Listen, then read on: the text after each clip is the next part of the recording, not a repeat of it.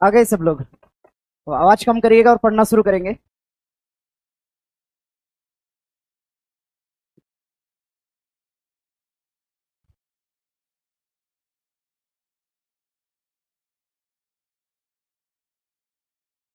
लोग बैठ जाइए भी। उधर खड़े होने वाले बैठ जाइए अपनी जगह पे। तो पीडीएफ मिल गया सबको? अच्छा ठीक है, मिला तो भी ठीक है, नहीं मिला तो भी बढ़िया है। कुछ लोग तो लेके चले आए हैं। अच्छा ठीक है। नहीं मिला है कभी ले लीजिएगा, क्लास एक बार ब्रेक होगा उसमें ले लीजिएगा। फिर भी नहीं मिला तो जाते समय ले लीजिएगा। ठीक है। दो तीन ऑप्शन आपके पास है, जब मिले तब ले लीजिएगा। फिलहाल पढ़ते हैं ना। कॉपी निकाल लीजिएगा जहां पे लिखे थे कल। कल आपने इकोनॉमिक्स पढ़ा था ना, उसी के बाद आगे फिजिक्स बना लीजिएगा। वीडियो वाला आप लोगों ने लिखा था, नोट किया था उसको? रात में जो पढ़े थे कैसे नोट कर लिए उसी टाइम? तो यहाँ पे क्या नहीं नोट करते हैं उस टाइम? इतना फास्ट पढ़ाने के बाद आप लोग नोट कर लेते हैं, क्लासरूम में नोटे नहीं करते। अच्छा ठीक है, अब शांत हो जाइएगा। सर एमसीक्यू क्या होता है? एमसीक्यू क्या होता है पता है सबको? क्या? क्या चीज? अच्छा, मल्टीपल टाइप क्वेश्चन। आवाज करना बंद, ये सब बहुत आगे बैठने वाला बतियाता है जी। आवाज बंद करिए तो पढ़ाएंगे यहां से ना। एमसीक्यू का मतलब मल्टीपल टाइप होता है और पीवाईक्यू का मतलब होता है प्रीवियस ईयर। ऑनलाइन वालों को नहीं पता था, पता हो गया होगा।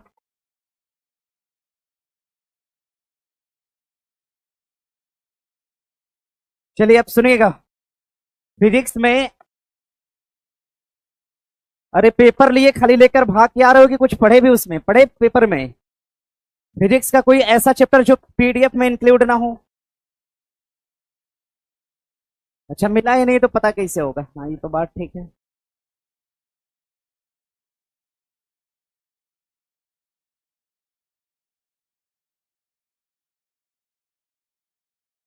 देखिए क्वेश्चन दिया है पहला, नोट करिएगा। प्रश्न दिया है पहला। ऐसे तो शांत होने वाले आप लोग हो नहीं। पढ़ाना शुरू करते हैं। प्रश्न दिया है पहला, निम्नलिखित में से कौन सी सदिश राशि है? स्केलर और वेक्टर के बारे में पूछा है, अदिश और सदिश। एक होती है अदिश राशि और दूसरी हो जाएगी सदिश राशि। अदिश राशि और सदिश राशि स्केलर और वेक्टर के नाम से जानते हैं। राशि राशि जिसमें जिसमें परिमाण हो परंतु दिशा ना हो। आवाज बंद करिए जी। परिमाण हो परंतु दिशा ना हो। और सदिश के लिए नोट करिएगा राशि। राशि जिसमें परिमाण के साथ दिशा भी हो।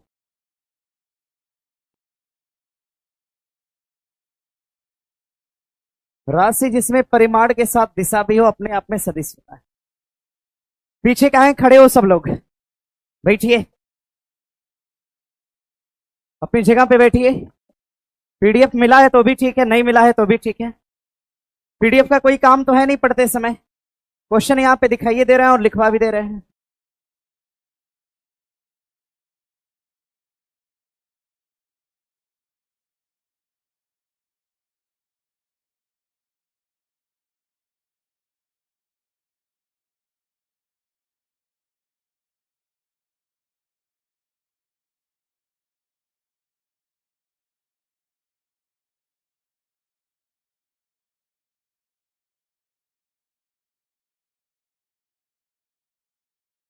पीडीएफ मिलना बंद हुआ क्या? अभी मिल रहा है जी?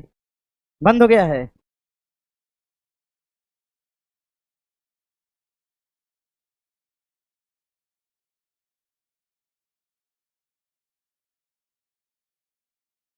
एक स्टूडेंट पूछ रहे हैं कि सर एमसीक्यू पढ़ लेंगे तो हो जाएगा? इससे पहले जो पढ़ाया गया था वो सब क्या है? उसको व्यर्थ आपने गवा दिया होगा।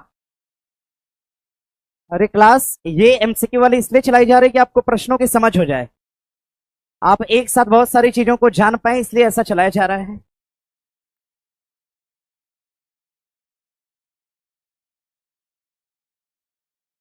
सर साइड हट जाइए, हट गए हैं, नोट कर लीजिएगा। अब बतियाना ये सब बंदे नहीं करेगा मुझे लगता है। 15 मिनट तो सब मेरा इसे ही ले लेता है, केवल शांत कराने में चला जाता है। ऑनलाइन होते तो अब तक 5 नंबर क्वेश्चन पे आ गए होते।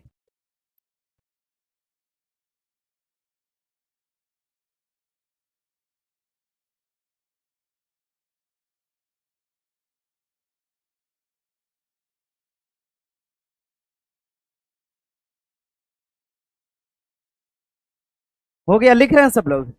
इसको नोट करिएगा, हो गया? इसको नोट कर लीजिएगा। अब सुनिए मेरी बात को। बिहार पुलिस में स्केलर और वेक्टर से लगभग 20 से 25 प्रश्न बने हैं। स्केलर और वेक्टर मात्र एक चैप्टर से लगभग 20 प्रश्न, 20 से लेकर 25 क्वेश्चन तक बने। इसको मैंने 200 वाले क्वेश्चन में इंक्लूड किया हुआ है।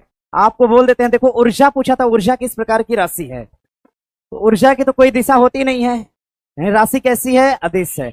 एक देखो पूछा है, समय किस प्रकार की राशि है? तो समय का परिमाण हो सकता है लेकिन कोई दिशा नहीं होती है। दाब कैसी राशि है? दाब, दाब भी किस प्रकार की राशि है? अदिश है कि सदिश? अदिश राशि है। ध्यान रखिए। लंबाई कैसी है? लंबाई, लंबाई कैसी है?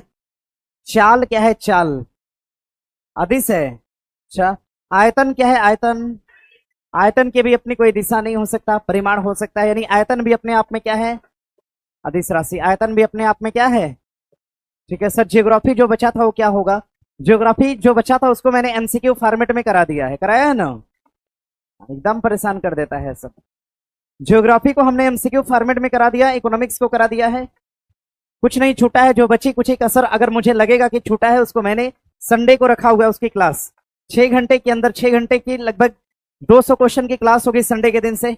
उसमें आप लोग आएंगे, क्लास 10 बजे से होनी है, ऐसा सब पता है ना आपको? ये सब नहीं पता है तो कल आपको सर बताएंगे। ठीक है, पूरी जानकारी संडे को क्या कैसे होना है सब मिलेगा आपको जानकारी कल। ठीक है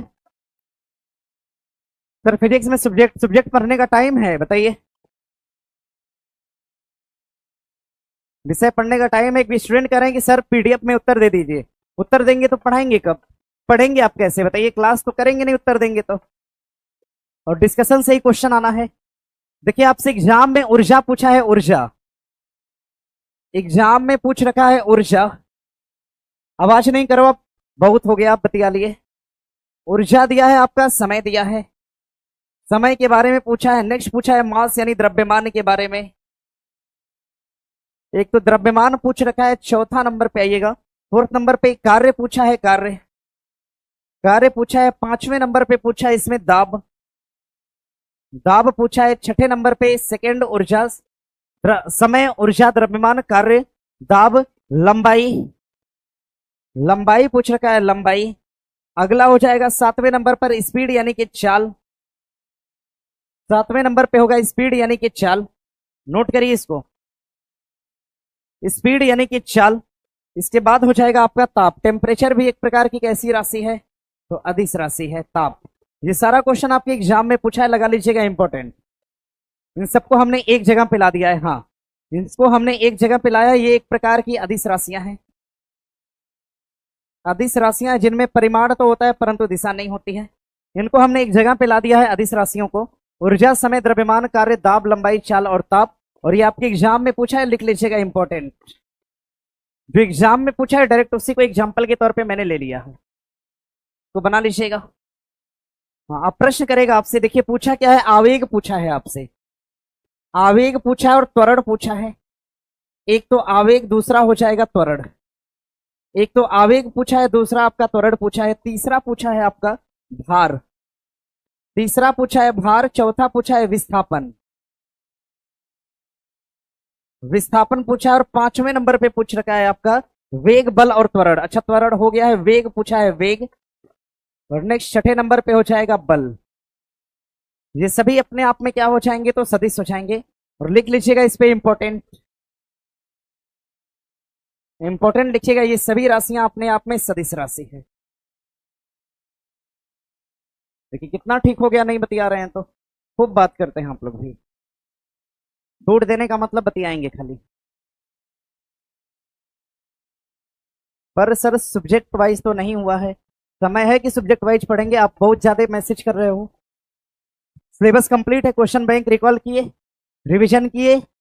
जब इतना नहीं किया तो आपका कोई अधिकार नहीं कमेंट बॉक्स में फालतू बात करने का। पढ़ाई करना है करिए, नहीं करना है मत करिए, जाइए यहां से। इसको बना लीजिएगा भैया, हो गया। सबको डिस्ट्रैक्ट करता है। अरे हम पढ़ा रहे हैं तो कोई चैप्टर इसमें छूटता थोड़ी इकोनॉमिक्स में, अरे इसमें फिजिक्स में जैसे इकोनॉमिक्स पढ़ाए सारा कुछ पढ़ाए तो उसी तरह से फिजिक्स में भी है।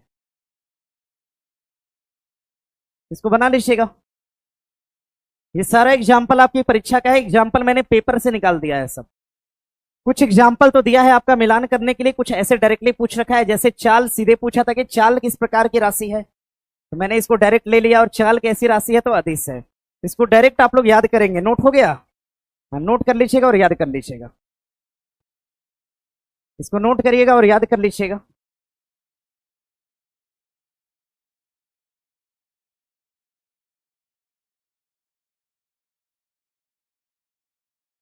और सुनिए, ये पीछे कहाँ खड़ा है सब्जी? क्लास में बैठे हैं कि घर है आपका?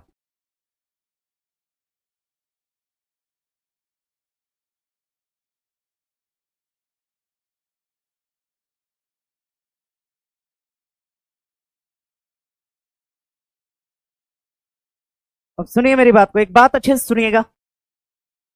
अब सुनिए, आवाज नहीं करिए सब। एक बात को इत्मीनान से और ढंग से सुनिएगा। एक बार आप लोग को क्वेश्चन बैंक पढ़ा दिया गया है। अगर फिर भी आपका कॉन्फिडेंस नहीं बन रहा है तो आपके रिवीजन में कुछ कमी है, उसको कंप्लीट करिए। क्वेश्चन बैंक में कौन सा ऐसा डेटा है, कौन सी ऐसी बात है जो हमने ना बताया हो, यहां से मेहनत करके पढ़ा दिया गया है। ठीक है। पॉलिटिकल साइंस की जहां तक बात रही, सर आपको पढ़ा ही रहे हैं। हो सकता है एक दो दिन के अंदर आप लोग को पॉलिटी के लिए कुछ विशेष सुनने को मिले सर के द्वारा। एक दो दिन क्या, कल ही मिलेगा, कल शनिवार है, सर की क्लास है कल। ठीक है। अब सुनिए मेरी बात को।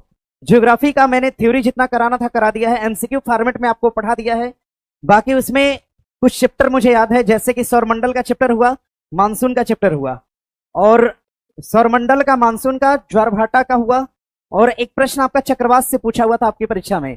उन सभी क्वेश्चन को मैंने 200 वाले पॉइंट में रख दिया है। एक भी क्वेश्चन मिला तो हम आपको पूरा चैप्टर उस जगह पे पढ़ा देंगे। ठीक है। वहां से आपका क्वेश्चन बनने वाला हो जाएगा। एक्स्ट्रा आपको हम यहां से लिखवा कर और पढ़वा कर एग्जाम के टाइम में सब्जेक्टिव पढ़ना सबसे खतरनाक होता है। समझ गए इस बात को? प्रश्न की जितना ज्यादा समझ बनाएंगे उतना ज्यादा आपके लिए ठीक होगा। क्वेश्चन बैंक हम आपका पूरा पढ़ लिए हैं। मुझे भली भांति पता होगा कि एग्जाम का लेवल कहां तक गया है, उसी हिसाब से आप लोग को हम यहाँ पे करा रहे हैं। इसलिए सारा सब्जेक्ट हम ही ले लिए। दे दीजिए, मुझे लगभग आइडिया हो गया है कहां से कितना पूछा है। उसी बेस पे क्वेश्चन देके इन लोग को पढ़ा देते हैं। स्केलर और वेक्टर से हर परीक्षा में एक क्वेश्चन पूछा गया है।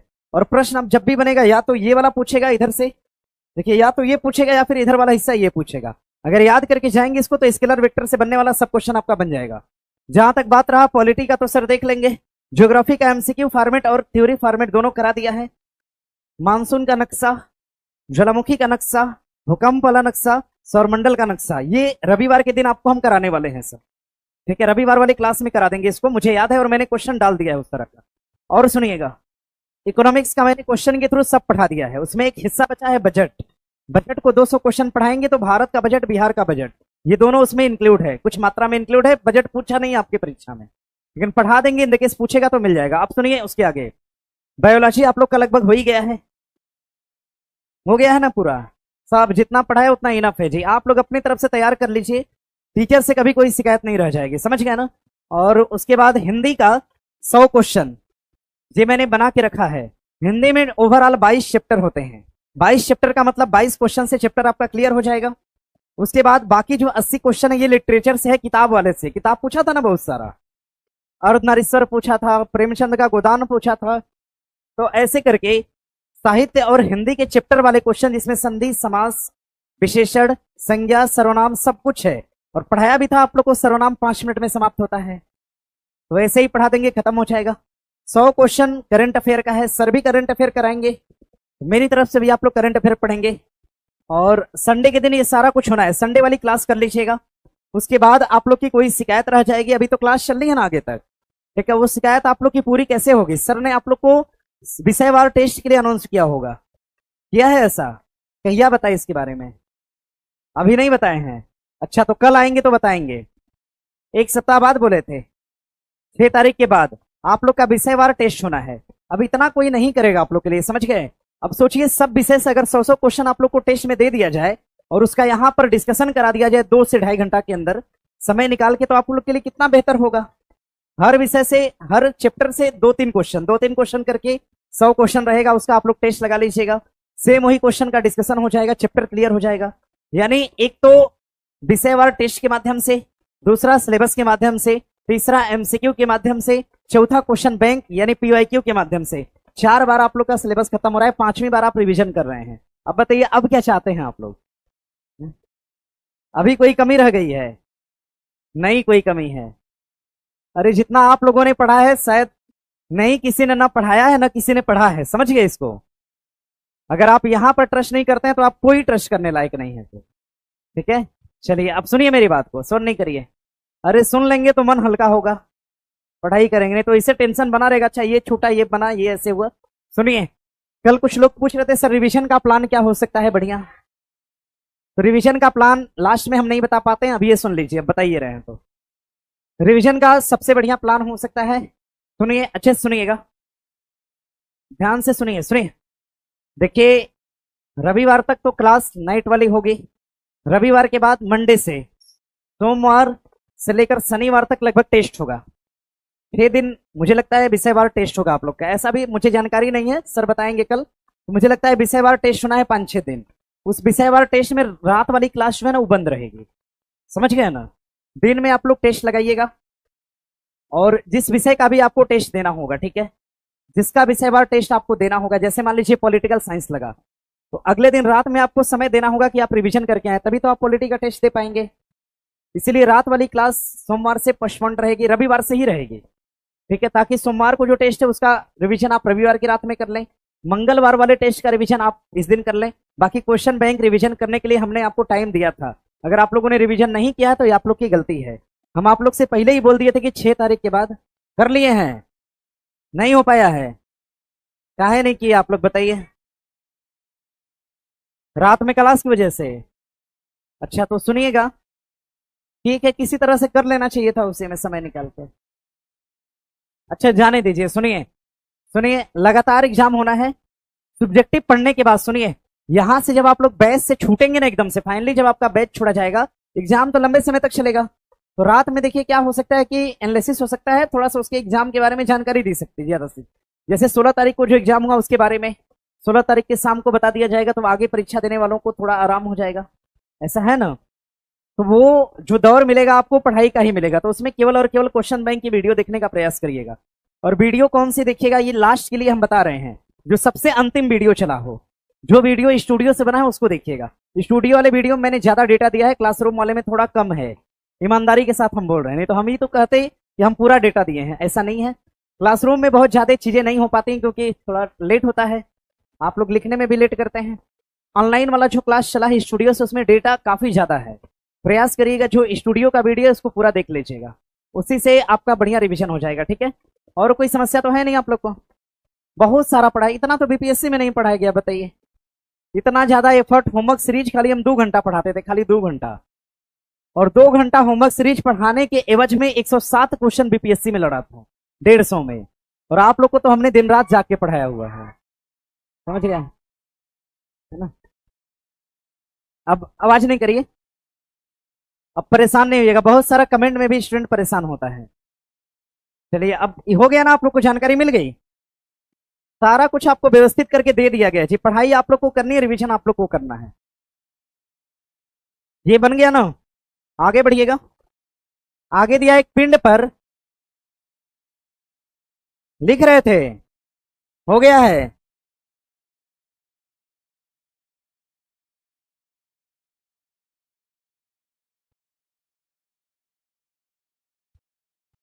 अच्छा आंसर, ओ सुनिएगा, विद्युत धारा, विद्युत आवेश और विद्युत फ्लक्स। सुनिएगा, विद्युत धारा है, विद्युत आवेश और विद्युत फ्लक्स, ये सभी अपने आप में क्या है, तो अदिश राशि है। ये सब अपने आप में अदिश राशियां हैं। पूछा क्या है आपसे? सदिश पूछा है, कौन सा हो जाएगा? विद्युत क्षेत्र अपने आप में क्या हो जाएगा? सदिश राशि होगा, इसको लिख लीजिएगा, नोट करिए इसको। आवाज नहीं करिए, आवाज आप लोग बहुत कर देते हैं।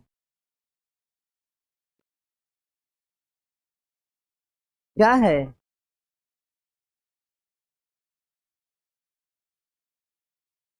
सुनिए सुनिए, देखने दीजिए मुझे, आवाज नहीं करो। तो यह है विद्युत धारा, विद्युत फ्लक्स, विद्युत आवेश और विद्युत क्षेत्र। पूछा है कौन सी राशि सदिश है।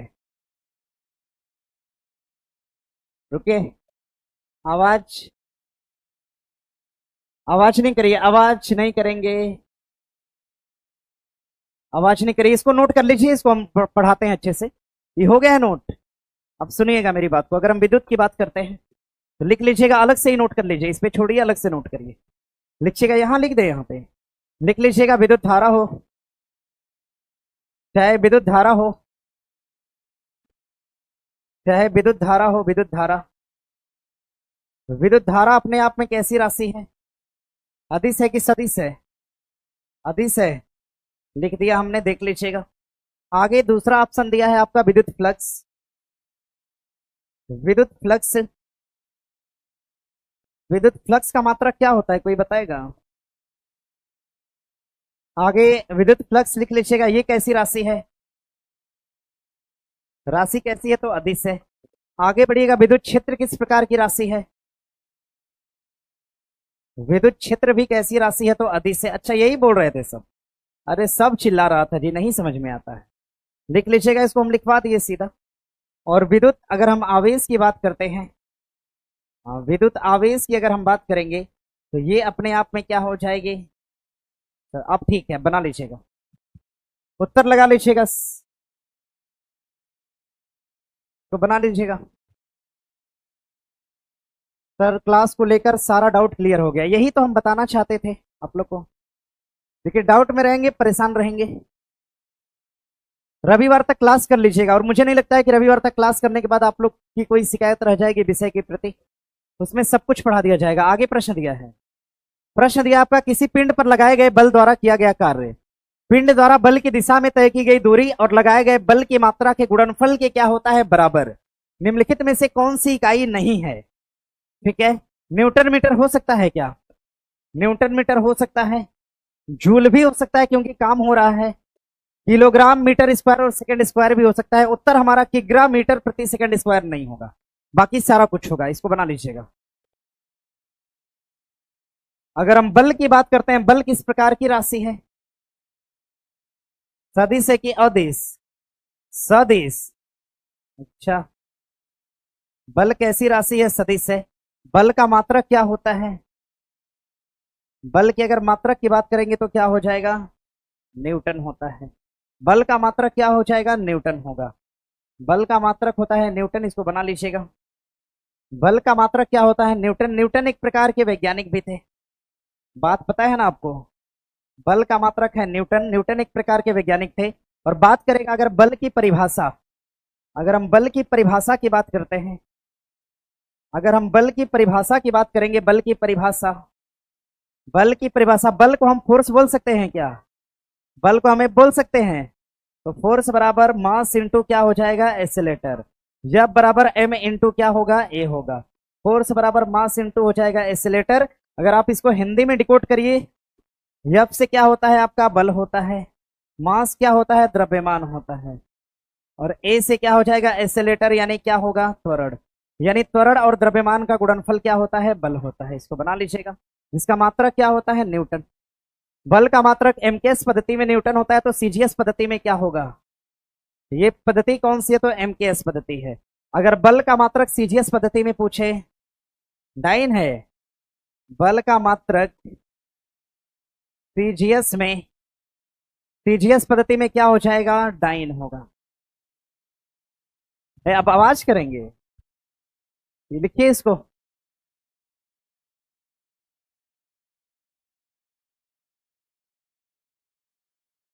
तो बना लीजिएगा। आवाज सब बहुत करता है जी सब। आगे बढ़ जाएं। अगला दिया है कि न्यूटन मीटर स्क्वायर प्रति किलोग्राम स्क्वायर।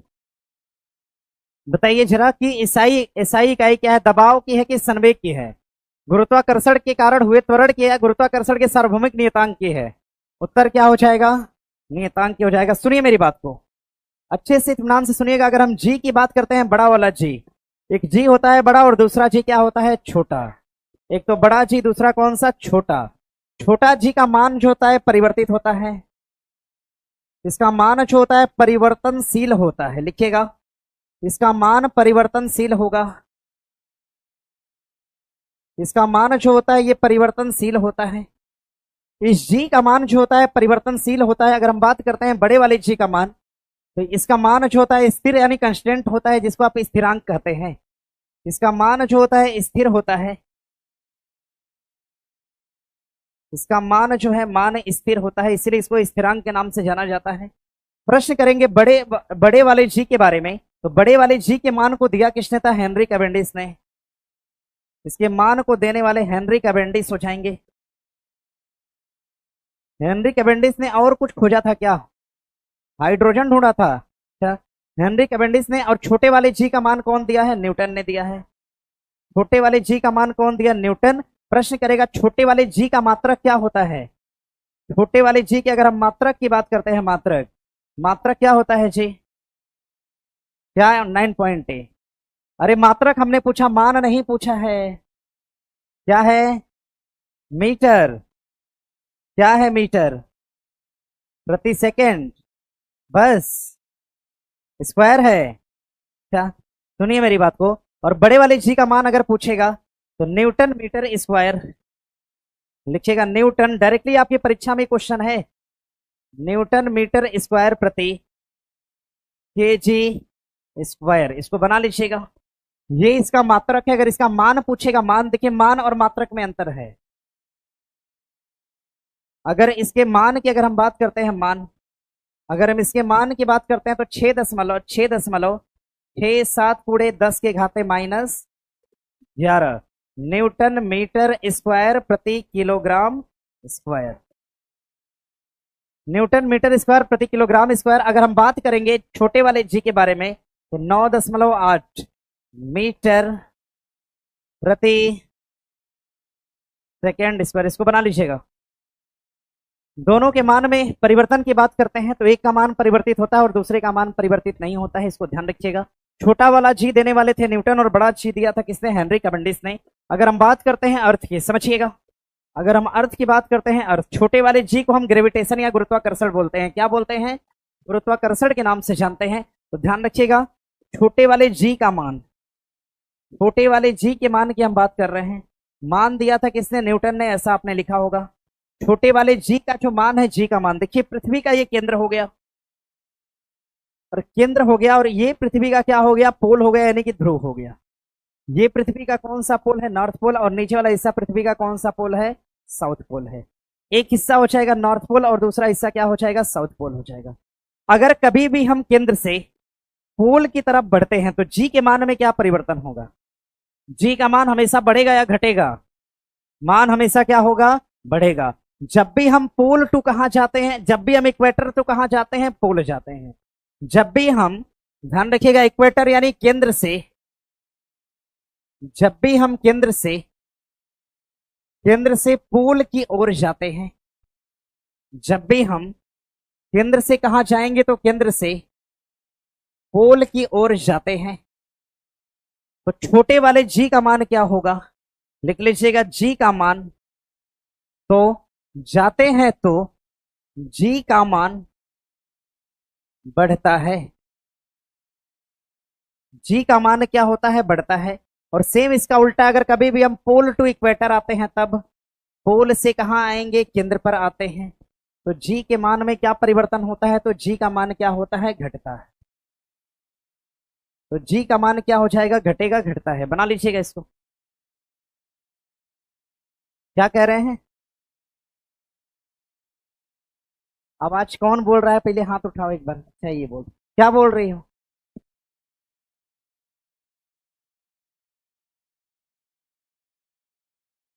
अच्छा, केजी प्रति, ओहो, कहाँ कहाँ लगा है?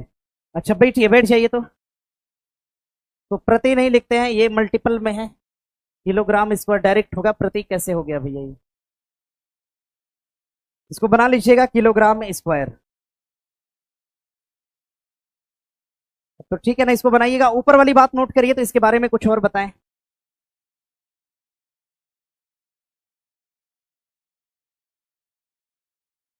ये हो गया। कितना हो गया? अब सुनिए एक मेरी बात को, अगर हम छोटे वाले जी की जगह अगर बड़े वाले जी का मान रख दें तो बड़े वाले जी के मान को अगर हम केंद्र से उठाकर कहां पे लाते हैं, पोल की तरफ, तो इसके मान में कोई परिवर्तन होगा? बड़े वाले जी को हम केंद्र से उठाकर नॉर्थ पोल पे लाएंगे तो मान में कोई परिवर्तन नहीं। अगर बड़े वाले जी को हम ध्रुवों से उठाकर केंद्र पे लाते हैं तो मान में कोई परिवर्तन होगा? नहीं होगा। कोई समस्या यहां से? नहीं। लिख लिया है सब लोग? हाँ, तो आगे बढ़ेंगे। अब आगे बढ़ेंगे। अगला प्रश्न दिया है, किस राशि का मात्रक नहीं होता है? प्रतिबल का, बल का, दाब का या विकृति का? किसका मात्रक नहीं है? तो विकृति का कोई मात्रक नहीं है, ध्यान रखिएगा।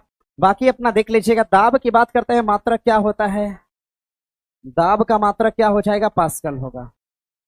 दाब का मात्रक क्या होता है? पास्कल होता है। अब सुनिए मेरी बात को, आ गया पास्कल, यहीं पढ़ लीजिएगा। दाब का मात्रक क्या है? पास्कल होता है। प्रश्न करेगा हाइड्रोलिक ब्रेक्स, प्रश्न करेगा आपसे हाइड्रोलिक, हाइड्रोलिक ब्रेक किस सिद्धांत पे काम करते हैं? हाइड्रोलिक ब्रेक पास्कल के सिद्धांत पर, पास्कल के सिद्धांत पर काम करते हैं। हाइड्रोलिक्स ब्रेक जो होते हैं ये पास्कल के सिद्धांत पे काम करते हैं।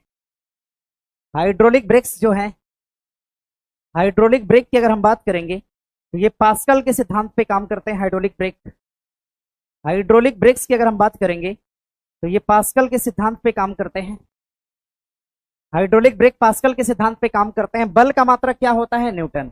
ये तो पता ही आपको, बल का मात्रक क्या हो जाएगा? न्यूटन। और प्रतिबल का मात्रक क्या होता है? कोई बताएगा?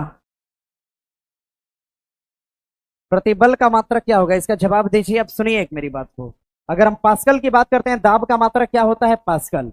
हाँ, लेकिन प्रश्न करेगा वायुमंडलीय दाब का मात्रक क्या होता है? बैरोमीटर।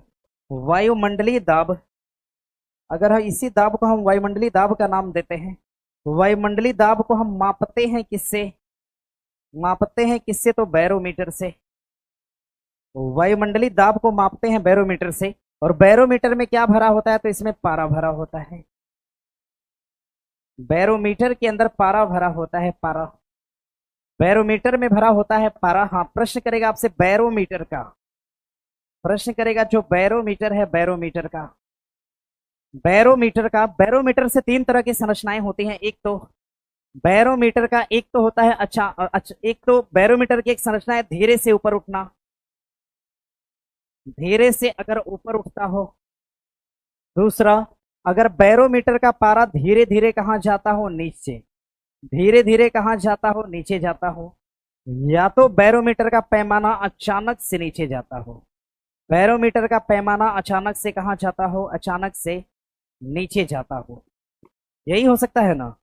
ये तीन तरह की प्रक्रिया हो सकती है, धीरे धीरे ऊपर, धीरे धीरे नीचे, और अचानक से नीचे। धीरे धीरे ऊपर, धीरे धीरे नीचे, और अचानक से नीचे। सर कौन से चैप्टर का है? पीडीएफ नहीं दिए हैं क्या आप वीडियो के साथ? वीडियो के बगल में रखे हैं उसको, वीडियो के बगल में रख दीजिए, एकदम साइड में। धीरे धीरे ऊपर उठना, धीरे धीरे नीचे जाना, अचानक से नीचे जाना, ये तीन तरह की प्रक्रियाएं हो सकती हैं। अगर प्रश्न करेगा बैरोमीटर का पारा धीरे धीरे ऊपर जाएगा तो मौसम कैसा होगा? हाँ, स्वच्छ मौसम को दिखाएगा। स्वच्छ मौसम यहां से क्वेश्चन बना है आपकी परीक्षा में। धीरे धीरे अगर नीचे जाएगा तो बारिश को दिखाएगा, बारिश वाला मौसम, बारिश का मौसम आपको अनुभव होगा, महसूस होगा। और अचानक से नीचे जाएगा तो आंधी तूफान के साथ क्या होगा? आंधी तूफान के साथ, आंधी तूफान के साथ व्यक्ति क्या करेगा? बारिश का अनुभव करेगा। बनाइए इसको, आंधी तूफान के साथ किसका अनुभव करेगा? तो बारिश का अनुभव करेगा। आंधी तूफान के साथ बारिश का अनुभव करेगा। आंधी तूफान के साथ किसका अनुभव करता है? तो बारिश का अनुभव करेगा। हो गया? तो बना लीजिएगा, प्रतिबल का लिख लीजिएगा। प्रतिबल की अगर हम मात्रक की बात करते हैं, प्रतिबल का मात्रक क्या होता है? न्यूटन प्रति मीटर स्क्वायर होता है। ये प्रतिबल का मात्रक होगा। और बल की बात करेंगे तो अपना बना लीजिएगा। आगे बढ़े यहां से। सर आज ये क्वेश्चन आया था जहां पे हम टेस्ट दे रहे थे, तो आप बनाए थे कि नहीं बनाए थे, ये सबसे जरूरी बात है। बनाना सबसे जरूरी बात है, और ये क्वेश्चन इतना ज्यादा ट्रेंडिंग है कि हर एग्जाम में खुआइए जाता है। इसको बना लीजिएगा। सर अचानक से ऊपर जाए, अरे कोई वस्तु अचानक से कैसे ऊपर जाएगी? तो ये अचानक से ऊपर जाना संभव है? नहीं है। अचानक से नीचे आ सकती है, अचानक से ऊपर कैसे जाएगी, ऐसा पूछ रहे हैं सौरभ। चलिए आगे बढ़ेंगे यहां से। सर अचानक से ऊपर जाए, अचानक से ऊपर जाने का कोई कंसेप्ट नहीं होता भाई। दिया है राशि के मापन और उसकी इकाई का कौन सा युग्म सम्मिलित नहीं है? तापमान का मात्रक क्या होता है? केल्विन होता है। दाब का मात्रक क्या है? पास्कल। द्रव्यमान का मात्रक क्या है? किलोमीटर। वजन का मात्रक क्या है? अरे वजन का मात्रक किलोग्राम। द्रव्यमान का मात्रक क्या होता है? किलोग्राम। वजन का मतलब क्या होता है? भार। वजन का मतलब क्या है? भार। और भार या बल का मात्रक क्या होता है? न्यूटन। क्या होता है? न्यूटन होता है। देख लीजिएगा एक बार अच्छे से, ऐसा नहीं कि वजन है तो किलोग्राम लगा दिया तड़ से। इसको बना लीजिएगा और सुनिए मेरी बात को। द्रव्यमान, तापमान, टेम्परेचर वाले से क्वेश्चन हो सकता है। अगर हम टेम्परेचर की बात करते हैं, टेम्परेचर की, तो ध्यान रखिएगा। अगर हम तापमान की बात करते हैं, तापमान, तापमान की इकाई क्या हो जाएगी? तो केल्विन हो जाएगी। तापमान के यूनिट की बात करेगा तो केल्विन हो जाएगी। तापमान की इकाई क्या है? केल्विन है। आराम से पढ़ाने दीजिएगा, जरा देखना ये भी है कि कुछ छूट तो नहीं रहा है ना, तो कुछ देखते हुए पढ़ाना। एग्जाम रिलेवेंट सारा डेटा हो जाए, ये सबसे बड़ी बात है। इसको बना लीजिएगा। तापमान का मात्रक क्या होता है? केल्विन। अगर हम तापमान की बात करते हैं तो प्रश्न क्या पूछा था? सुनिएगा। प्रश्न दिया था कि मानव शरीर के अंदर, मानव शरीर में तापमान के बारे में पूछ रखा था, और लगभग सेट में था ही। इस तरह के क्वेश्चन 5-6 पूछे हुए थे। कहीं पे डिग्री सेल्सियस पूछा था, कहीं पे डिग्री सेल्सियस पूछा था, कहीं पे फारेनहाइट पूछा था, और कहीं पर केल्विन पूछा था। केल्विन को हम कैसे दिखाते हैं? सी से कि कैसे? कैसे? हाँ लिख लीजिएगा। डिग्री सेल्सियस, फारेनहाइट और क्या हो जाएगा? केल्विन। डिग्री सेल्सियस की बात करते हैं तो 37 डिग्री सेल्सियस होता है। फारेनहाइट की बात करेंगे 98.6 फारेनहाइट। और अगर केल्विन की बात करते हैं कितना? 310 केल्विन हो जाएगा। बनाइए इसको।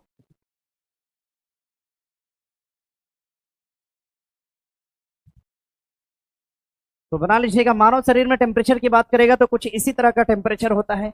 हाँ, तापमान के मामले में एक प्रश्न पूछता है कि कौन सा ऐसा तापमान है, किस ताप पर, किस ताप पर, किस ताप पर, और बहुत ट्रेंडिंग क्वेश्चन है, इंपॉर्टेंट लगा के लिखिएगा। किस ताप पर डिग्री सेल्सियस और, सेल्सियस और, किस ताप पर सेल्सियस और, सेल्सियस और फारेनहाइट, फारेनहाइट दोनों का जो मान होता है, मान, ये क्या होता है? बराबर होता है। कौन सा ऐसा टेम्परेचर जब फारेनहाइट और सेल्सियस दोनों का मान बराबर होगा? अगर ऐसा प्रश्न है तो -40 डिग्री सेल्सियस इसका ठीक उत्तर होगा। बना लीजिएगा। टेम्परेचर से एक प्रश्न और करेगा। परम शून्य ताप का मान क्या होता है? अगर आपसे परम शून्य ताप पूछा तो परम शून्य ताप, सबसे अंतिम तापमान क्या होता है? -273 डिग्री क्या हो जाएगा? सेल्सियस होता है। परम शून्य ताप का मान होता है -273 डिग्री सेल्सियस। इसको बना लीजिएगा। -273 डिग्री सेल्सियस। बाकी दाब के बारे में आपको बताइए दिए, तापमान के बारे में लगभग डेटा मैंने आपको दे दिया। हाँ, यहां से एक बात और याद रखिएगा, अगर हमें कभी भी अब हटाएंगे तभी पढ़ा पाएंगे। हाँ रुके हैं सर, सब मात्रक एक जगह। अच्छा बता देंगे, बता देंगे कुछ टाइम में सब एक जगह पे।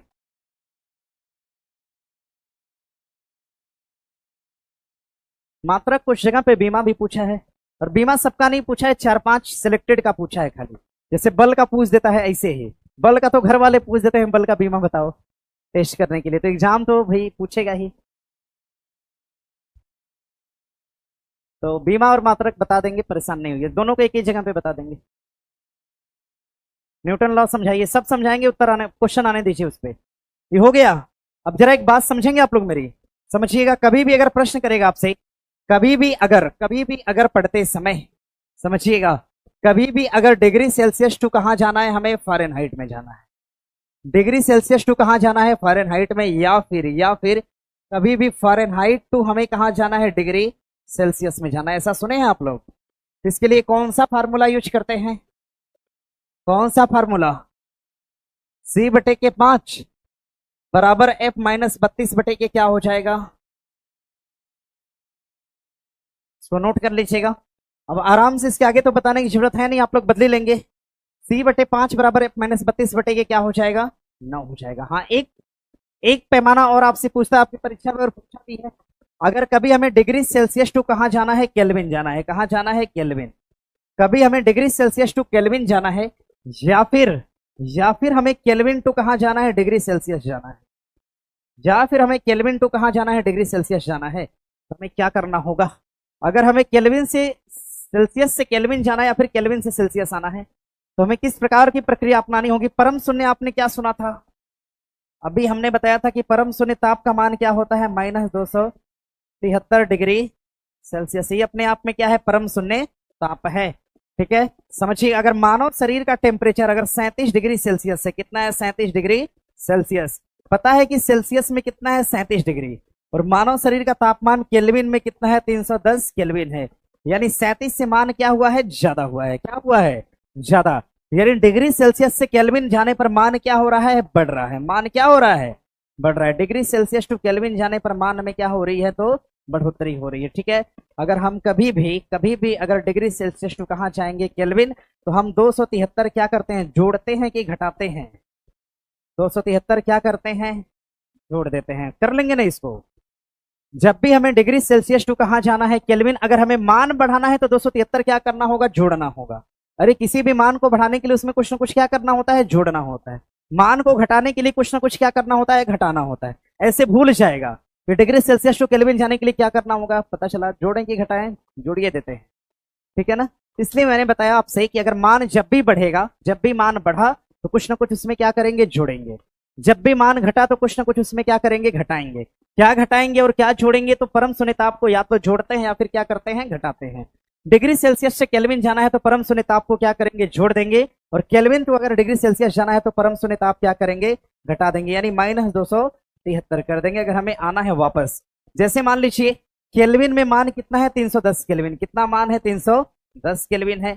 अगर हमें कहाँ जाना है, डिग्री सेल्सियस में। कहाँ आना है, डिग्री सेल्सियस में अगर हम आना है तो हमें इसमें से क्या घटाना होगा, अरे क्या घटाना होगा, 200 कितना घटाना होगा, 73। 273 घटाएंगे तो मान कितना बचेगा, 37। यही 37 मान क्या हो जाएगा, आपका डिग्री में हो जाएगा। अब निकाल लीजिएगा। संख्या कितना हो वो कोई मैटर नहीं करता है, आराम से निकल पाएंगे इसको। संख्या कोई भी हो कोई मैटर नहीं करता है, आराम से इसको इजीली आप निकाल पाएंगे। ध्यान रखिएगा।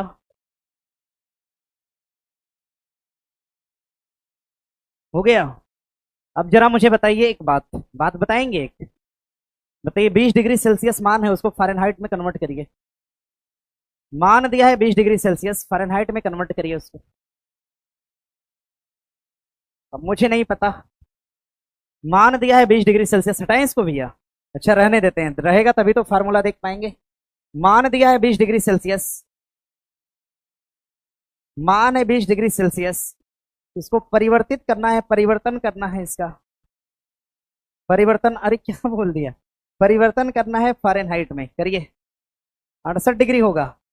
अब मुझे भी देखना होगा तब तो, इसे तो हम भी नहीं बता सकते। बना इसका। हाँ, अब सुनिएगा मेरी बात को। मान है आपका 20 डिग्री सेल्सियस, इसको कन्वर्ट किस में करना है, तो केल्विन में करना है। केल्विन बराबर मान क्या होगा, बताइए। ये बराबर इसका मान क्या होगा।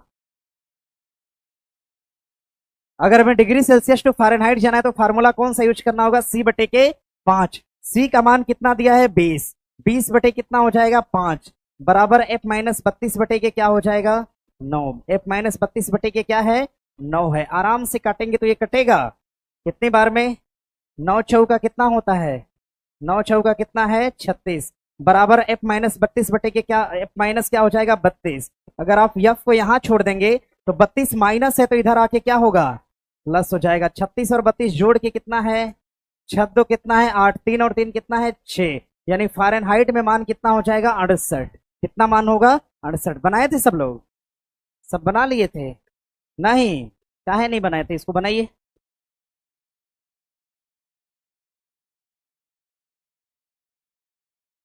तो सीखिए, क्वेश्चन एग्जाम में एक तो है, हर जगह से एक तो न्यूमेरिकल आपसे एग्जाम में करा देते हैं 1 2 3। बाकी एग्जाम में क्या कैसे अपना देखिएगा आप लोग। अगर हमें 20 डिग्री सेल्सियस को कहां ले जाना है, तो केल्विन में। कहां पे ले जाना है?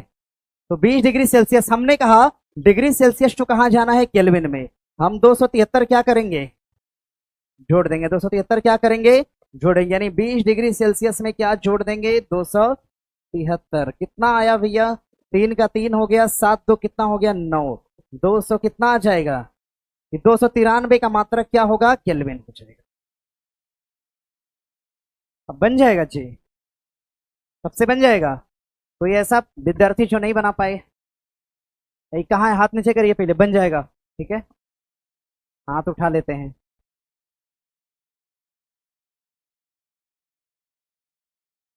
अकेला हाथ उठाते हैं, कम से कम थोड़ा शर्म खा लेना चाहिए कि अगल बगल देख लिया, अच्छा कोई नहीं उठाया, चलो ठीक है, नहीं बने रखते हैं नीचे हाथ, भले ना बने।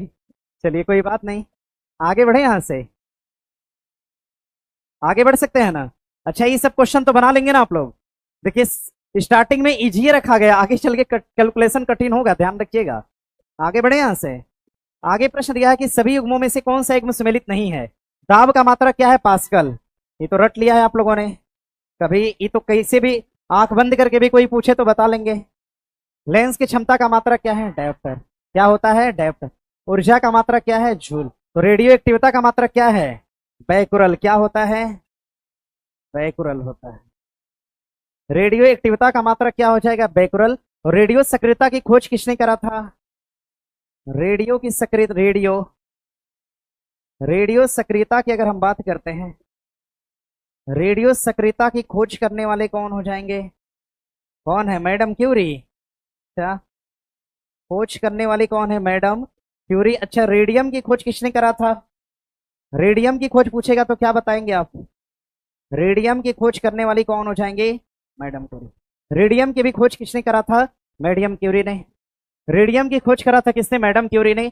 लेंस की क्षमता की अगर हम बात करते हैं, लेंस की अगर हम बात करते हैं, लेंस, याद रखिए हम बात किसकी कर रहे हैं? तो लेंस की कर रहे हैं। हम बात किसकी कर रहे हैं? तो लेंस की कर रहे हैं। लेंस कितने प्रकार के होते हैं? दो। एक तो अवतल और दूसरा कौन सा? लेंस दो प्रकार के, एक लेंस आपका हो जाएगा अवतल और एक दूसरा लेंस कौन सा होता है? उत्तल। उत्तल और कौन सा हो जाएगा? अवतल होगा। ऐसा लेंस जो बीच से उभरा होता है उसको हम क्या बोलते हैं? उत्तल। और जो बीच से दबा होता है वो क्या होता है? अवतल। अगर फिगर के लिए देखेंगे उत्तल और अवतल का, तो ऐसा लेंस जो बीच से क्या हो? ऐसे उभरा हो, इसे हम क्या बोलते हैं? अवतल। ये लेंस कौन सा? अवतल। और जो बीच से दबा उसे हम क्या कहते हैं? उत्तल कहते हैं। ठीक है, इस लेंस को हम बोलते हैं उत्तल लेंस। ये लेंस कौन सा है? उत्तल लेंस। और ये लेंस कौन सा हो जाएगा? तो अवतल लेंस होता है, इसको ध्यान में रखिएगा। ठीक है, प्रश्न डायरेक्टली पूछा था कि ऐसा लेंस जिसकी सतह बीच से उभरी हो उसे हम क्या बोलते हैं? उत्तल। और जिसकी सतह बीच से दबी हो उसे हम क्या बोलते हैं? जिसकी सतह किनारे पर चौड़ी हो उसे क्या बोलते हैं? ठीक है, क्या बोलेंगे? ठीक है, एक विद्यार्थी कह रहे सर आप इतना प्यार से पूछते हैं कि आता हुआ रहता है फिर भी सब हाथ उठा देता है। ठीक है, चलिए कोई बात नहीं, हो गया, समझ गए इसको। बाकी लेंस को लेंस की जगह पढ़ेंगे। आगे देखिए, प्रश्न दिया है कि प्रकाश वर्ष किसके मापन की इकाई है? एक वर्ष में मापी गई रॉकेट की गति, निर्वात में ध्वनि की चाल, एक वर्ष में निर्वात द्वारा प्रकाश की दूरी, एक वर्ष में निर्वात में प्रकाश द्वारा चली गई दूरी। समझिएगा, अगर हम लाइट ईयर की बात करते हैं, लाइट ईयर नोट करिए सब लोग। अगर हम लाइट ईयर की बात करते हैं, लाइट ईयर यानी प्रकाश वर्ष की बात करेंगे, प्रकाश वर्ष। प्रकाश वर्ष जो होता है, प्रकाश वर्ष नोट करने वाले पे करिएगा नोट। प्रकाश वर्ष लिखिएगा, लिखिएगा यह खगोलीय दूरी का मात्रक है। खगोलीय दूरी का, यह खगोलीय दूरी का मात्रक है। प्रश्न करेगा खगोलीय दूरी का मात्रक कौन सा हो जाएगा? प्रकाश वर्ष होगा। या फिर लिखिएगा एक वर्ष में, एक वर्ष में लिखिएगा, एक वर्ष में, एक वर्ष में निर्वात में चली गई, निर्वात में चली गई प्रकाश की दूरी।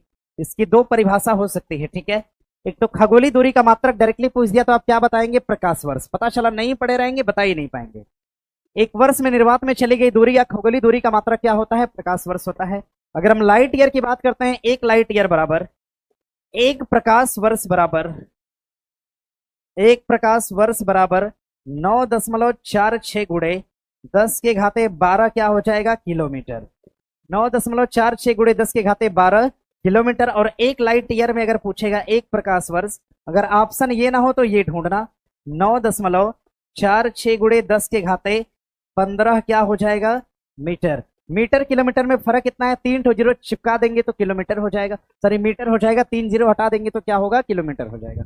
बनाइए। हाँ प्रश्न अब और क्या पूछेगा, एक तो लाइट ईयर है, प्रकाश वर्ष है। प्रश्न करता है आपसे, प्रश्न करता है आकाशीय दूरी जो होती है, आकाशीय दूरी। प्रश्न कभी कभी पूछता है आकाशीय दूरी का जो मात्रक होता है, दूरी का, आकाशीय दूरी का जो मात्रक होता है, मात्रक, इस मात्रक को हम पारसेक के नाम से भी जानते हैं। ऐसी बात है क्या, इसको हम क्या बोलते हैं तो पारसेक बोलते हैं। आकाशीय दूरी का मात्रक क्या हो जाएगा तो पारसेक होगा।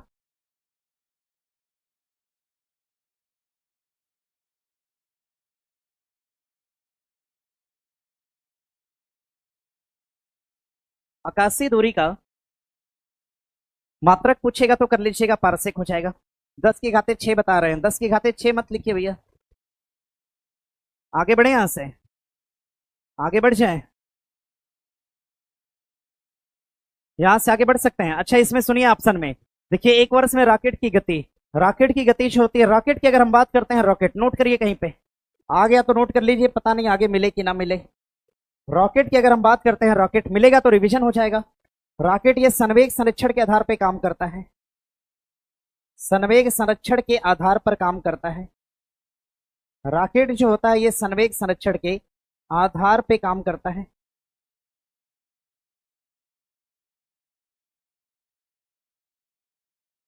संवेग संरक्षण के आधार पे काम करता है रॉकेट, संवेग संरक्षण के आधार पर। और न्यूटन का कौन सा नियम इसमें वर्क करता है, न्यूटन का थर्ड लॉ ऑफ मोशन इसमें काम करता है, ध्यान रखिएगा। न्यूटन का तीसरा मोशन इसमें काम करता है, third law of motion. Rocket जो होता है, रॉकेट, रॉकेट कौन सी ध्वनि उत्पन्न करते हैं, रॉकेट से निकलने वाली जो ध्वनि होती है, ध्वनि इधर घसका देना इसको, रॉकेट से जो निकलने वाली ध्वनि होती है, रॉकेट, रॉकेट किस प्रकार की ध्वनि उत्पन्न करते हैं, तो इनसे निकलने वाली जो ध्वनि होती है इसको हम बोलते हैं अल्ट्रासोनिक बोलते हैं। कौन सी ध्वनि होती है, अल्ट्रासोनिक को हम क्या, अल्ट्रा नहीं होता है, एक सेकंड, ध्वनि कौन सी हो जाएगी तो ध्यान रखिएगा, रॉकेट से निकलने वाली जो ध्वनि होती है इसको हम पराश्रव्य के नाम से जानते हैं, इसको हम पराश्रव्य ध्वनि के, ध्वनि को पराश्रव्य ध्वनि कहते हैं। रॉकेट प्रणाली में जो ध्वनि रिलीज होती है, निकलती है, उसे हम पराश्रव्य ध्वनि कहते हैं, इसको ध्यान रखिएगा। अगर हम आगे बात करते हैं निर्वात में ध्वनि की चाल, क्या निर्वात में ध्वनि चलती है क्या, हाँ, निर्वात का मतलब होता है खाली स्थान, निर्वात का मतलब क्या है, खाली स्थान, या फिर सीधे तौर पे आप बोल सकते हैं जहां हवा ना हो, जहां हवा या फिर गैस ना हो, जहां पर ना कोई हवा हो ना कोई गैस हो, उसे हम क्या बोलेंगे, निर्वात। निर्वात का मतलब स्पेस या खाली स्थान है। और ध्वनि तरंगे निर्वात में गमन नहीं करती, ध्वनि निर्वात में, लिखिएगा, ध्वनि निर्वात में नहीं चलती है, ध्वनि तरंगे निर्वात में गमन नहीं करती है, ध्वनि तरंगे निर्वात में नहीं चलती हैं। बना लीजिएगा, बन गया। आगे बढ़े। हवाई जहाज की गति को हम मैक संख्या में मापते हैं, लिखिएगा, हवाई जहाज की गति, हवाई जहाज की जो गति है, एकदम लिखिए, एकदम एक एक शब्द पढ़ना है फिजिक्स का। हवाई जहाज की गति को हम किस में मापते हैं तो मैक संख्या में मापते हैं, इसको हम किस में मापेंगे तो मैक संख्या में नापेंगे। हवाई जहाज की गति को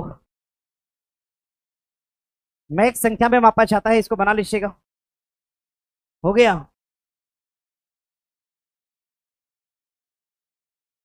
हवाई जहाज की गति को हम मैक संख्या में मापते हैं। सारा ऑप्शन एलिमिनेट हो गया ना, आगे बढ़ सकते हैं यहां से।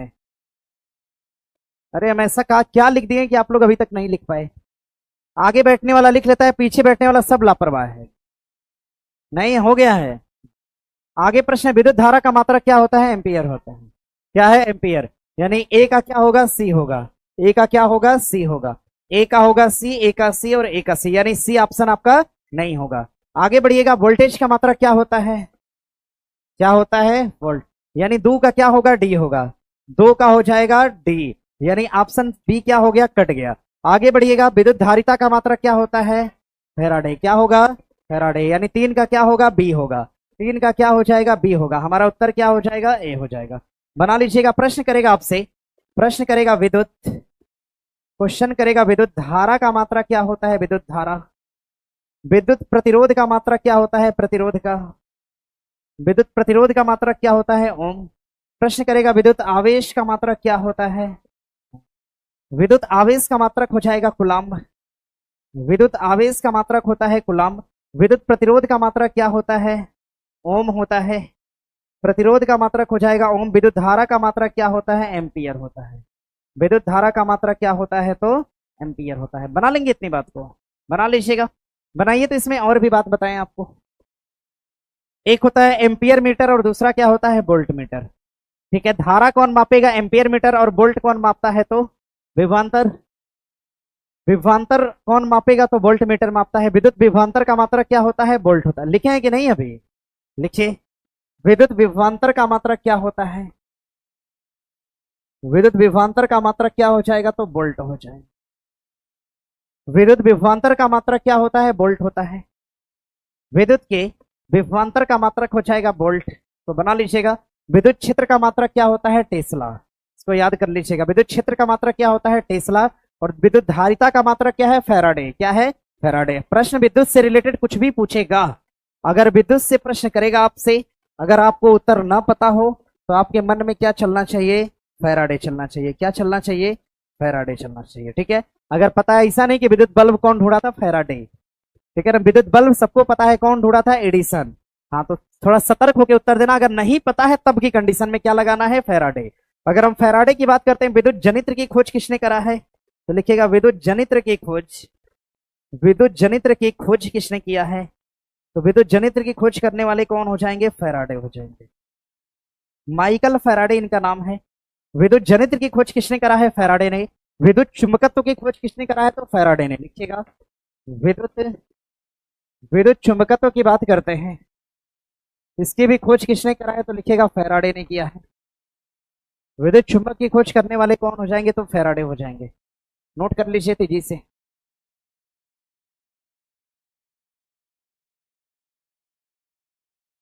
नाइट में सर किस सब्जेक्ट का क्लास होगा, यही अगर खत्म हो जाए तो ठीक है, लेकिन जितना डिटेल चल रहा है मुझे नहीं लग रहा है खत्म होगा। यही क्लास रात में होगी, इसका आगे जहां तक आज पढ़ा पाएंगे पढ़ा लेंगे। आगे दिया रिटर पैमाना। रिटर स्केल से संबंधित निम्नलिखित तत्वों पर विचार करिए। इसका आविष्कार चार्ल्स एफ रिटर द्वारा सन 1935 में किया गया था। यह एकल भूकंप के कारण निर्मुक्त ऊर्जा मात्रा का वर्णन करता है। रिटर स्केल पर कोई ऊपरी सीमा नहीं है, समझिए। इसको बना लीजिएगा। स्टेटमेंट 1 भी सही है, और स्टेटमेंट 2 भी सही, और स्टेटमेंट 3 भी सही है। उत्तर हमारा क्या हो जाएगा, डी हो जाएगा। अब सुनिए मेरी बात को। अगर हम रीटर स्केल की बात करते हैं तो एक यंत्र होता है जिसको हम सिस्मोग्राफ कहते हैं। क्या बोलते हैं, सिस्मोग्राफ। लिखना क्या है आप लोग को, लिखिएगा ये एक यंत्र होता है सिस्मोग्राफ। सिस्मोग्राफ एक प्रकार का भूकंप मापी यंत्र होता है। भूकंप मापने के लिए, भूकंप मापने के लिए इसको हम प्रयोग करते हैं। तो क्या बात है जी, यहां तक आवाज कर रही है। भूकंप मापी यंत्र पूछेगा, भूकंप मापने के लिए यंत्र होता है भूकंप मापी यंत्र। इसलिए कहा गया कि सबको ज्यादा मत पढ़ाइए। लड़का पढ़ के सब्र कर लेता है, कभी नहीं कहेगा कि नहीं हम पढ़े हैं। और लड़की ग्रेजुएट कर लेगी तो बार बार ताना मारेगी हम ग्रेजुएशन है। समझ गया ना, बात को समझिएगा। चलिए, हम लोग के घर में जो सबसे बड़ी दीदी थी, जब वो पहली बार ग्रेजुएशन की तो घर में कोई मतलब भैया टेक्निकल डिग्री में चले गए तो ग्रेजुएशन अलग हो गया उनका, टेक्निकल हो गया। तो बीए वाला ग्रेजुएशन वो अकेले करी थी, नहीं सॉरी बीएससी करी थी, तो अकेले करी थी। उसके बाद सब लोग बीए ही किया, हमने भी बीए ही करा हुआ है। तो अब वो हमेशा क्या कहती है, बीएससी करी थी, एक तो ग्रेजुएशन, कोई उसको घर में कुछ बोलता है तो एक के बात कहते थे हम बीएससी से ग्रेजुएट है, तो मुझे सिखा है। समझ गए, तो बड़ी दिक्कत है भाई। इसीलिए लड़का अगर पीएचडी भी रहेगा, चुपचाप कुछ में भी लोअर टी शर्ट पहन के खड़ा रहेगा, कभी नहीं कहेगा हम पीएचडी हैं। रवि एक्सप्रेस बहुत मतलब बड़ा दिल होता है जी लड़कों का, समझ गए। चलिए बना लीजिएगा इसको, ये ये बना लीजिएगा। सिस्मोग्राफ भूकंप मापने के लिए प्रयोग में लाते हैं। आगे बढ़िएगा। अगर हम सिस्मोग्राफ की बात करेंगे, इसमें जो स्केल लगा होता है, स्केल, सिस्मोग्राफ में जो स्केल होता है, स्केल, इसको हम रीटर स्केल के नाम से जानते हैं। इसको हम रेटर स्केल कहते हैं। इसमें जो पैमाना लगा होता है उसको हम रीटर स्केल के नाम से जानते हैं। और प्रश्न करेगा भूकंप मापी यंत्र कौन सा है, तो सिस्मोग्राफ। लेकिन पैमाना पूछा तो क्या बताएंगे, रिक्टर स्केल। भूकंप मापने के लिए प्रयोग किया जाने वाला यंत्र पूछेगा तो सिस्मोग्राफ, लेकिन भूकंप मापी पैमाना पूछेगा, पैमाना क्या होता है, तो ये कौन सा होगा, रिक्टर स्केल होगा। इसको बना लीजिएगा, ठीक है। देखो अभी ये सब बतिया रही थी, लड़ रही थी आपस में, सबको लगता है सब पढ़ाइए दिए हैं, क्या सुनना है, छोड़ो हटाओ। अब फिजिक्स पढ़ के क्या जीवन में काम आएगा बताइए, इसको ध्यान रखिएगा। ये हो गया, इतना हो गया। आप देखिए यहां से एक बात और नोट कर लीजिएगा, लिखिएगा, लिखिएगा। भूकंपी तरंगे जो होती है, भूकंप, भूकंप से निकलने वाली जो तरंग होती है, निकलने वाली, भूकंप से निकलने वाली जो तरंगे होती हैं, तरंगे, भूकंप से जो निकलने वाली तरंगे होती हैं, तरंगे, ये एक प्रकार की मैग्नेटिक तरंग होती है। ये एक प्रकार की मैग्नेटिक वेव यानी तरंग होती है। भूकंप से निकलने वाली तरंगे एक प्रकार की मैग्नेटिक वेव होती है, जिसको हम पी एस और किस नाम से जानते हैं, तो यल के नाम से जानते हैं। अब पी एस एल के बारे में मैंने आपको बताया, सबसे पहले आने वाली तरंग को हम क्या बोलते हैं, प्राथमिक। क्या बोलेंगे, प्राथमिक। सेकंड आने वाली तरंग को हम क्या बोलते हैं, द्वितीयक। क्या बोलेंगे, और तीसरी तरंग को हम क्या बोलते हैं, तृतीयक। लेकिन सबसे विनाशकारी कौन सी होती है, तो यल होती है। प्रश्न करेगा सबसे विनाशकारी तरंग कौन सी है, सबसे विनाशकारी तरंग की अगर हम बात करते हैं, कौन सी तरंग हो जाएगी, तो यल हो जाएगी, जिसको आप लॉन्गिट्यूडिनल वेव के नाम से जानते हैं। अब देखो आपकी परीक्षा में ही पूछा था फिजिक्स वाले सेक्शन में, और प्रश्न पूछ रखा था, प्रश्न इसमें पूछा था, ये डिजास्टर मैनेजमेंट टाइप का क्वेश्चन होता है। इसमें पूछ रखा था आपसे कि जो यल तरंगे हैं, यल तरंग, इसको अन्य किस नाम से जानते हैं। शून्य तरंग के नाम से दिया था, सतही तरंग के नाम से, या धरातली तरंग के नाम से, या इसी तरह से दे रखा था। बताएंगा कोई, नहीं बताएंगे। अभी एक स्टूडेंट आए, वो बोल रहे हैं कि सर 98.7 फ़ारेनहाइट होता है। 6 लिखिए, 6 क्या लिखना है, 6 लिखना है। ये हो गया। सुनिए, देखिए, सुनिएगा, ये हो गया आपका पूरा एरिया, अर्थ का एरिया हो गया। अर्थ का एरिया मान लीजिए, अर्थ की कितना किलोमीटर, 100 किलोमीटर अंदर जाने पर एक स्थान मिलता है, जिसको हम दुर्बल मंडल के नाम से जानते हैं। क्या बोलते हैं, दुर्बल मंडल। 100 किलोमीटर अंदर जाएंगे तो एक मंडल मिलेगा, दुर्बल मंडल। इसी दुर्बल मंडल पे एक जगह होती है जिसको हम कहते हैं फोकस। क्या नाम देते हैं, फोकस। एक स्थान होता है जिसको हम नाम क्या देते हैं, तो फोकस का नाम देते हैं। एक स्थान होता है जिसको हम फोकस कहते हैं, फोकस, फोकस का नाम देंगे। इस फोकस से एक तरंग उठती है, आवाज नहीं करो जी, फोकस से एक तरंग उठती है, तरंग जो कि ऊपर की तरफ कुछ ऐसे जाती है यहां पर, और जहां पर ये तरंग जाकर उठती है, जहां पर ये तरंग जाकर समाती है, वहां पर एक क्षेत्र क्रिएट होता है जिसे हम भूकंपी जोन कहते हैं। क्या बोलेंगे, भूकंप जोन। और इस क्षेत्र को हम भूकंप का अधिकेंद्र कहते हैं। क्या बोलते हैं, अधिकेंद्र के नाम से जानते हैं, लिख लीजिएगा। इस क्षेत्र को हम भूकंप का अधिकेंद्र कहते हैं। अधिकेंद्र क्या होता है, जहां पर स्थान, जहां पर पहली बार भूकंप को महसूस किया जाए, भूकंप को महसूस किया जाए, स्थान जहां पहली बार भूकंप को महसूस किया जाए, उसे हम बोलते हैं एपी सेंटर। क्या बोलेंगे, अधिकेंद्र, या फिर इसी को अंग्रेजी में एपी सेंटर कहते हैं। लिख लीजिएगा, एग्जाम में एपी सेंटर लिख के आ गया तो परेशान हो जाए। इसको हम एपी सेंटर के नाम से जानते हैं। और ध्यान रखिएगा, भूकंप की तरंगे जहां से चलना प्रारंभ करती है, भूकंपी तरंगे जहां से चलना प्रारंभ करती है, उसे हम क्या कहते हैं, फोकस। भूकंपीय तरंगे, भूकंपीय तरंगे जहां से चलना प्रारंभ करती है, जहां से चलना प्रारंभ करते हैं, उसे हम क्या बोलते हैं, तो फोकस का नाम देते हैं, फोकस। अब ध्यान रखिएगा, एक तरंग यहां से गई, पहली तरंग थी, इसको हमने क्या बोला, पी बोला। क्या बोल दिया, पी। इसके बाद यहीं से दूसरी तरंग भी उत्पन्न होती है, जो थोड़ा सा विस्तारित होके जाती है ऐसे। दूसरी तरंग यहां से गई, इसको हमने क्या बोला, एल बोला। क्या बोल दिया, एल। और जो तीसरी तरंग होती है कुछ ऐसे चलती है, देखिए यहां से चलेगी, ऐसे ऊपर आएगी, फिर इस तरह से यहां पर चलना प्रारंभ कर देगी ऐसे। ये पृथ्वी के सरफेस पे चलना इस तरह से प्रारंभ कर देगी। ध्यान रखिएगा, जो तरंग यहां से उठी थी अंदर से, उसको हमने क्या बोला था, पी बोला। क्या बोला, पी। जो ये तरंग ढेर सारी देख रहे हैं, इसको हमने क्या कहा, एस कहा। और जो ये वाली तरंग आप देख रहे हैं बाहर की तरफ है, इसका नाम क्या होगा, तो एल होगा। जो यल तरंगे होती हैं, यही लॉन्गिट्यूडिनल होती है, इन्हीं को हम धरातली तरंग के नाम से जानते हैं। इनको हम धरातली धरातलीय तरंग के नाम से जानते हैं, धरातलीय तरंग के नाम से जानते हैं, इनको हम धरातलीय तरंग के नाम से जानते हैं, बना लीजिएगा। अब तो हो जाएगा ना। हाँ, प्रश्न करेगा सबसे खतरनाक तरंग कौन सी है? एल है। अच्छा, लिख लीजिएगा जो एल है। एल के लिए एक बात और नोट करिएगा, सबसे खतरनाक तरंग, सबसे खतरनाक तरंग कौन सी है? खतरनाक तरंग की बात करते हैं तो कौन सी हो जाएगी? एल हो जाएगी। सबसे खतरनाक तरंग कौन सी है? तो एल है। सबसे खतरनाक तरंग कौन सी है? तो एल हो जाएगी, इसको ध्यान रखिएगा। सर बायोलॉजी का एमसीक्यू हो गया है क्या? ये गुड़िया कुमारी कहाँ थी तुम, बताओ। चल रहा है एमसीक्यू कितने दिनों से? एमसीक्यू चल रहा था ना अभी, सब खत्म हो गया, ये सब देखते ही नहीं है, पता नहीं होगा। आगे बढ़ सकते हैं। आगे प्रश्न दिया है, बनाइए तेजी से।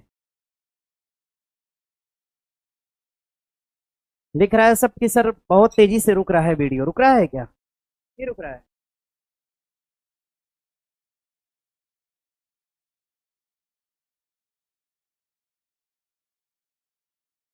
आगे बढ़ जाए। तो क्या कर रहे हो भाई आप सब? चलिए अगल बगल देख कर लिखिए इसको। आगे प्रश्न दिया है, एक उपकरण जिसके द्वारा एक ही वस्तु की अलग अलग तरीके से तस्वीर में देखा जा सकता है, इसे हम क्या बोलते हैं? स्टेरियो स्कोप बोलते हैं। क्या बोलते हैं? स्टेरियो स्कोप बोलते हैं। देखिए इसमें एक नाम दिया है स्टेथोस्कोप, नोट करिएगा। इसमें एक नाम दिया है स्टेथोस्कोप, स्टेथोस्कोप का नाम दिया है स्टेथोस्कोप। जो स्टेथोस्कोप होता है इसको हम आम भाषा में क्या बोलते हैं? आला। क्या बोलते हैं? आला बोलते हैं। लिखिएगा, मानव में हृदय की धड़कन सुनने के लिए, मानव में हृदय की धड़कन सुनने के लिए, मानव में हृदय की धड़कन सुनने के लिए किसका प्रयोग किया जाता है? तो स्टेथोस्कोप का प्रयोग करते हैं, यानी आला का प्रयोग करते हैं। स्टेथोस्कोप की खोज किसने करा था? डिस्कवर किसने करा था? तो खोज करने वाले कौन हो जाएंगे? लायनेक होंगे। किसने ढूंढा था? लायनेक ने ढूंढा था। स्टेथोस्कोप की खोज करने वाले कौन हो जाएंगे? तो लायनेक। मानव में हृदय की धड़कन सुनने के लिए किसका प्रयोग करते हैं? तो स्टेथोस्कोप का प्रयोग करते हैं, इसको ध्यान रखिएगा। हो गया इतना। अब सुनिए मेरी बात को, अगर हम ईईजी की बात करते हैं, ईईजी, ईजी का संबंध किससे होता है? मस्तिष्क से। लेकिन हम अगर ईसीजी की बात करते हैं, ईसीजी का, इसका संबंध किससे हो जाएगा? तो हार्ट से होता है। किससे होता है? हृदय की धड़कन के लिए ईसीजी और मस्तिष्क के लिए हम क्या कराते हैं? तो ईईजी कराते हैं, इसको ध्यान रखिए।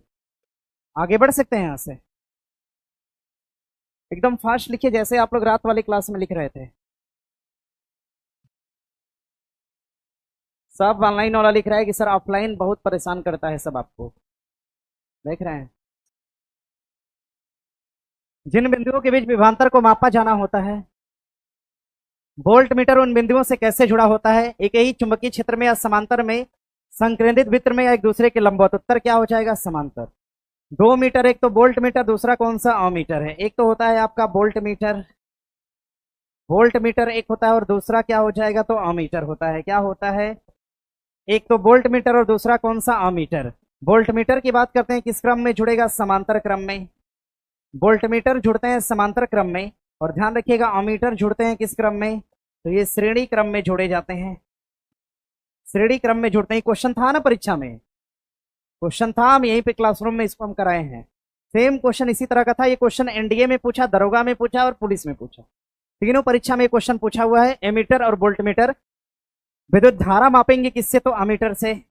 अगर हमें धारा का मापन करना है तो किससे मापेंगे? अमीटर से। अगर हमें विद्युत का वोल्ट मापना है तो हम किससे मापते हैं? वोल्ट मीटर से मापते हैं। ठीक है, समांतर क्रम और श्रेणी क्रम। यहां से एक प्रश्न और बनेगा आपका, प्रश्न करेगा घरों की जो बिजली होती है, घरों की बिजली, घरों की बिजली यानी घरों के अंदर लगे बल्ब और पंखे किस फॉर्मेट में होते हैं? समांतर।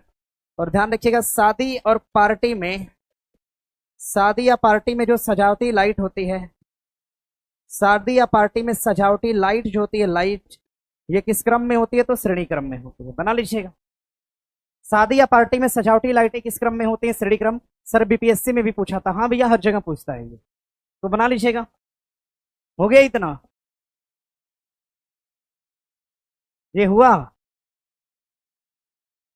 आगे दिया है प्रश्न आपका, तो उस उपकरण का नाम बताइए जिसका उपयोग मौसम वैज्ञानिकों द्वारा समतल स्तर पर गोलार्ध के आपतन से सौर विकिरण को मापने के लिए किया जाता है? हाइग्रोमीटर, बैरोमीटर, पायरेवियोमीटर या एनीमोमीटर? उत्तर हमारा क्या हो जाएगा? पायरेवियोमीटर। क्या होगा? पायरेवियोमीटर होगा। लिख लीजिएगा इसको, लिखिएगा। उपकरण जिसका प्रयोग आपतन क्षेत्र से आने वाली सौर विकिरण को मापने के लिए किया जाता है। उपकरण, उपकरण जिसका प्रयोग, लिखो भैया, उपकरण जिसका प्रयोग आपतन क्षेत्र से, आपतन क्षेत्र से आने वाली सौर विकिरण, आने वाली सौर विकिरण, आने वाली सौर विकिरण को मापने के लिए किया जाता है, मापने के लिए किया जाता है। इस लाइन को नोट कर लीजिएगा। दरअसल नोट करने का कारण है कि आपकी परीक्षा में एक जगह तो पूछा था, एक जगह ऑप्शन में था, हो सकता है तीसरी बार पूछ दे। एक अनुमानित तौर पे इसको नोट कर सकते हैं। पाइरेवियोमीटर, पाइरेवियोमीटर, इसको हम पाइरेवियोमीटर के नाम से जानते हैं, लिख लीजिएगा। पाइरेवियोमीटर। सर एसीडीसी बता, सब बताएंगे भैया, क्वेश्चन आने दीजिए, क्वेश्चन आने दीजिए, सब पढ़ा देंगे। लिख लीजिएगा पाइरेवियोमीटर। आगे हाइग्रोमीटर दिया है, हाइग्रोमीटर। प्रश्न करेगा वायुमंडलीय आर्द्रता, वायुमंडलीय आर्द्रता का मापन,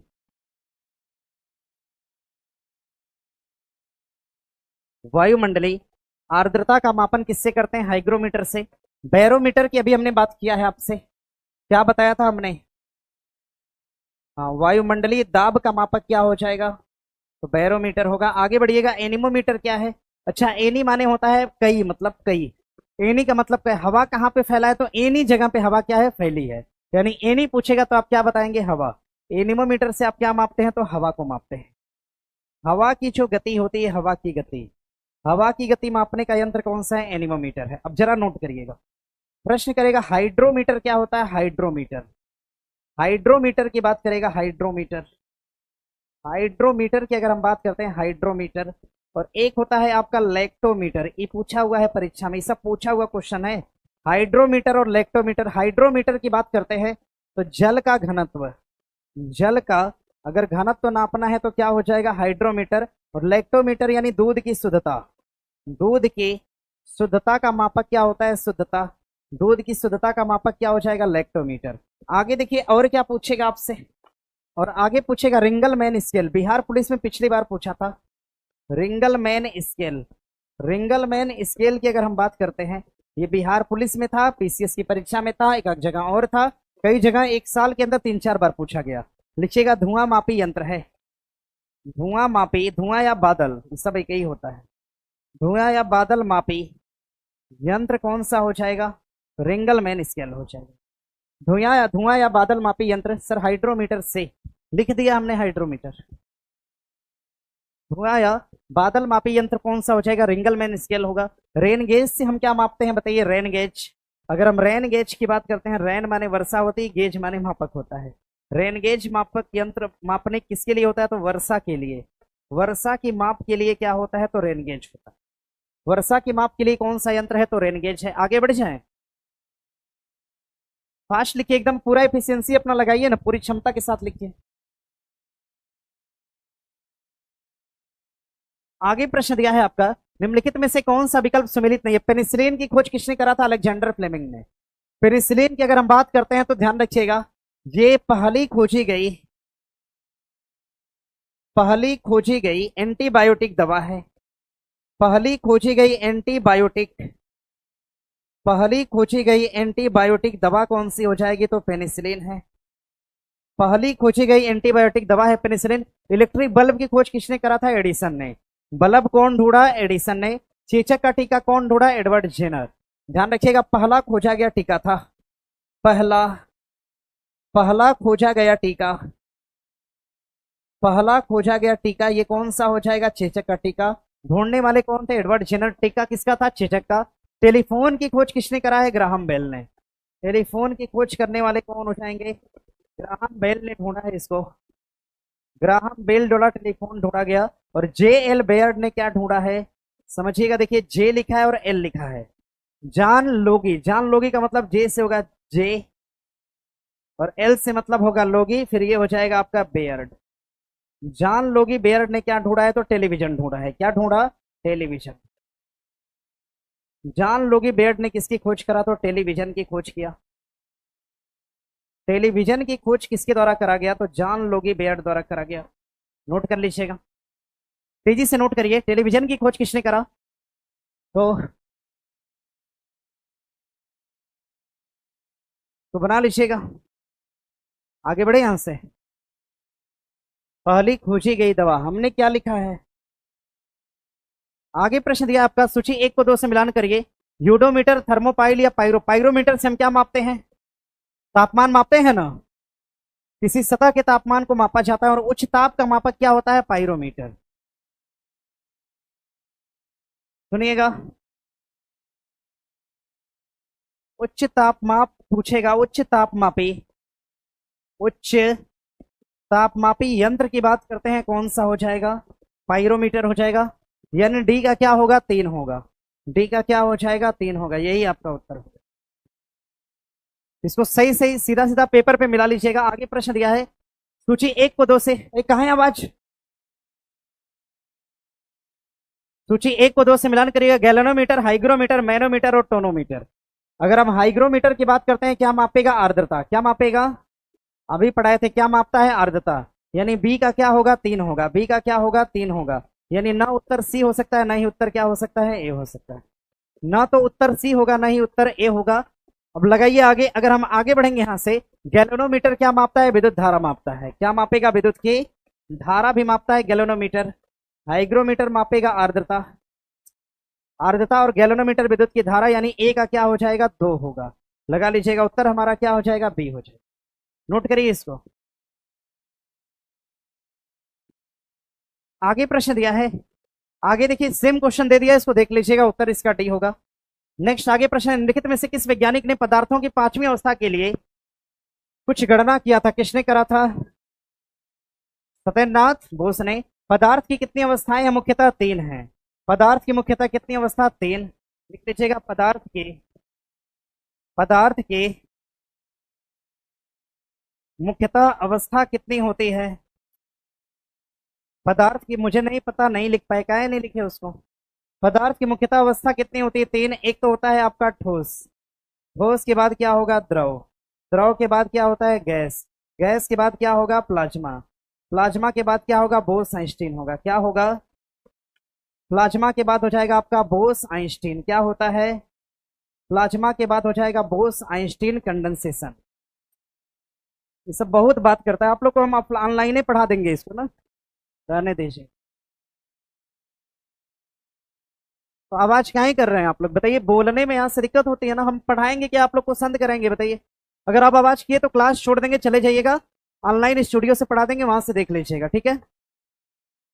ठीक है, छोड़ दें क्लास। तो आवाज एकदम बंद करिए और पढ़िए सब लोग। आप लोग को पता है, सुनिए मेरी बात को, समझते नहीं हो आप लोग। चलिए आप